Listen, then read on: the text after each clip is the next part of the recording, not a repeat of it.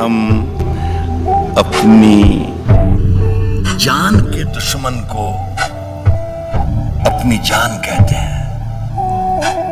हम अपनी जान के दुश्मन को अपनी जान कहते हैं। हम अपनी जान के दुश्मन को अपनी जान कहते हैं। मोहब्बत की इसी मिट्टी को हिंदुस्तान कहते हैं।